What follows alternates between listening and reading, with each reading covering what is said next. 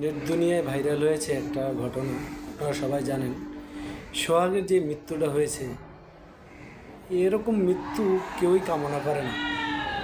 এমন মৃত্যু দেখার মানে কেউই দেখে ঠিক থাকতে পারবে না ভাই। কিন্তু কে দায়ী কারা জানেন? সেনাবাহিনী মাঠে থাকতে এমন মর্মান্তিক ঘটনা কারা ঘটালো? কথাটা বলতে চাই না ভাই, তবুও কিন্তু চলে আসে। তার পরিবারের দায়িত্ব কে নেবে?